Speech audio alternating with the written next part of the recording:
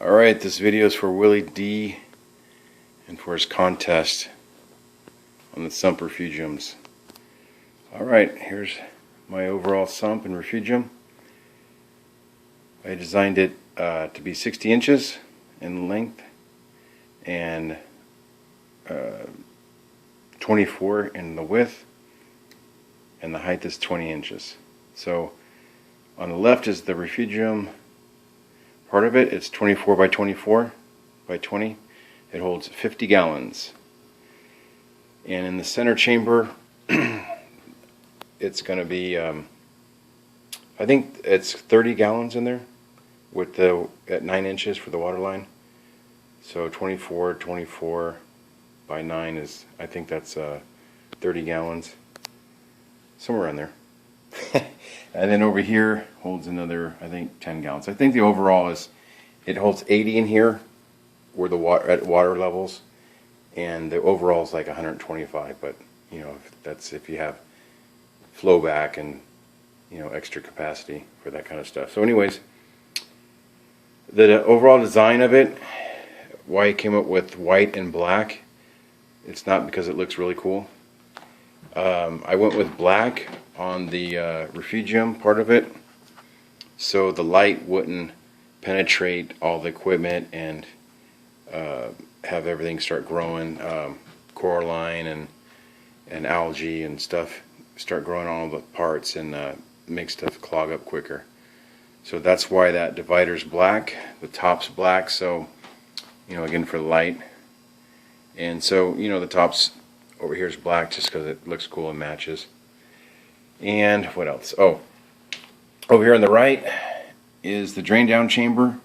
I've always liked that on other sumps where they have the drain down and then it flows over to the filter socks, and then from the filter socks under where those probes probe holders are. So they're at the right height where the tips of the probes will be in contact with the water that's coming through there. Doesn't matter if they could be anywhere, but I just thought it'd be kind of cool to put them right there on that side because they're kind of out of the way. So another thing I wanted is on my other tank in Sump, I had a 100-gallon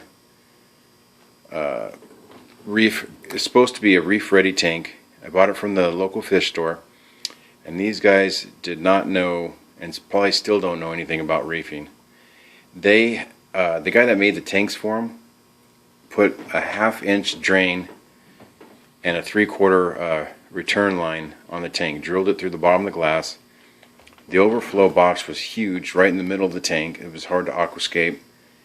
A 1/2-inch drain does not drain enough water to change the water 10 times for the tank. So it just had all kinds of issues from day one. I bought the stupid tank thinking it was these guys knew what they're doing, and they don't. And I learned, so this is why I'm doing what I'm doing with this tank and setup.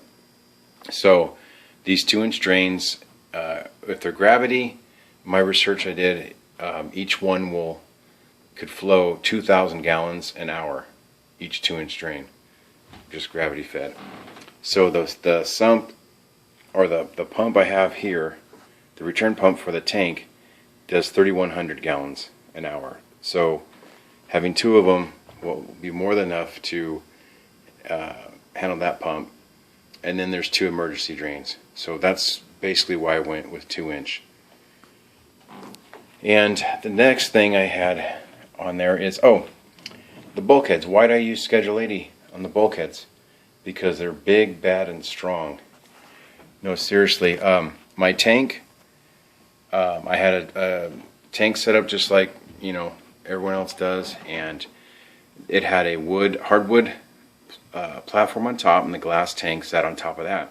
Well, it was drilled in the center of the tank, and the pipes went through the the top of the stand, and there was a little cutout to run the pipes through. Well, that's great. The pipe went through there, but when the pipe started, or the bulkhead started leaking on my other tank, my old tank, the bulkhead leaked a couple different times. There was no way to get a wrench on there, no way to twist it, no way to do anything. so I couldn't tighten it. The only thing I could do is just wait for it to stop on its own. It actually drained into my old sump. I had a glass sump that I built. It drained into that, and you know, not on the floor, but thank God. I mean, the whole setup was just ridiculous, and I bought this setup from these guys thinking they knew what they were doing. So that's why I went with the Schedule 80 bulkheads. I paid a lot of money on them, but I don't want them to leak. I want them to be strong, and I can really crank them down to get a good seal on them. In this situation, you know, it could leak and it could go right on the floor, and then, you know, it could be spilling out water when I'm gone or whatnot. So that's, you know, it's, yeah, they're all visible right here and I could tell, but you don't know when they leak. They could just start leaking. You just don't know. So anyways, that's that. So I had a removable cover. I wanted it, I designed it like this so this cover would come off. Let me place it over here. And I have the 4-inch filter socks in there. They're the felt. Everyone suggests, you know, doing the mesh and stuff, but they don't filter like these ones do. These ones are a pain if they're not right out there in the open, and you can't change them every day. They're, you know, they are a pain. But I'm gonna get some extra sets. I'm gonna have, you know, a couple other sets, so I change them every other day, and I'll wash them on the weekends, you know. And I figured that would be the best to keep my water crystal clear, keep all the debris from floating around the tank, and just make it easy. So I also had them make this tray where it was removable, because the sump that I built originally on my old system was glass, and the dividers were too close together. I mean, the water flowed through them, but you couldn't get your hand in there, you couldn't get stuff in there to clean. You know, all kinds of stuff started growing. You know, those little tubes, those grew everywhere. Snails were all over inside there. I couldn't get those out, and you know, they're okay, but you know, they were just so close together that it's really not good for the dividers to be that close together. So that's why I had it removable, so I can clean it. Why did I go with white? White just looks really cool. No, the real reason is because of detritus. My old sump, the way it was set up, there would be areas of pool, you know, just not pools, but just mountains of detritus in certain areas. So I actually went with white so I could see where it was building up and just keep it spotless. You know, just keep it really clean. That's one of the reasons why I went with white. The other reason is because my stand, I'll show you. I go down here. My stand is built to where that divider is with this divider, and there's another one. There's one actually right. You can't see the hole. Yeah, right there. It's not really under that one, but it's there because to be give it a little bit of support. And what I'm going to do is I'm going to mount some LEDs under here, and it's Parts Express. They have a roll of LEDs, and I think there's, I don't know how many LEDs come with it, but there's 24 colors in it with a little push button remote, and you just pick what color you want for that day, and your sump or my sump will light up with that, and it will shine through the white bottom. So I thought that was pretty cool. And then what else did I do? Why did I do this? Oh, let me put this back. So I went with the reactor there for the biopellets, and I decided not to do microalgae or macroalgae, sorry, on the refugium. Originally this was going to be refugium, and then I was just going to have a deep sand bed in this. I'm not going to put any sand in that main display. It's just going to be a bare bottom. But I was going to go a deep sand bed in this, and then just have it for you know, so it would control pH and whatnot. But then Reefer James, I'm still learning, so he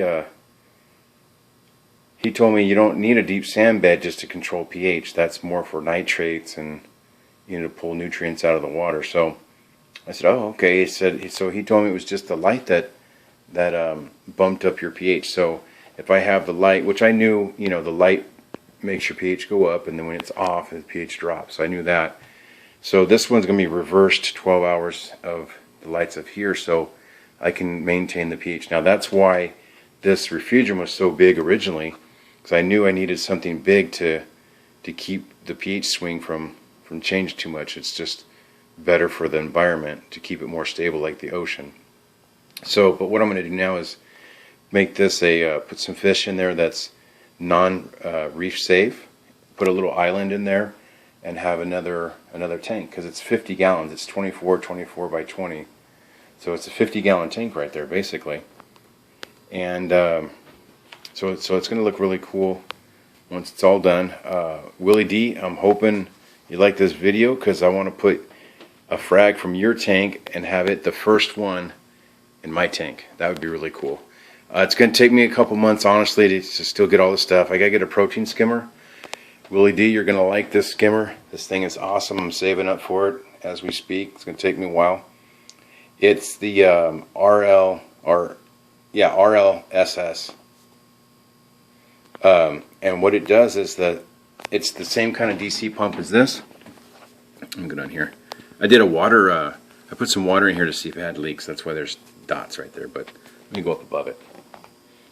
I'll just do it right here, sorry.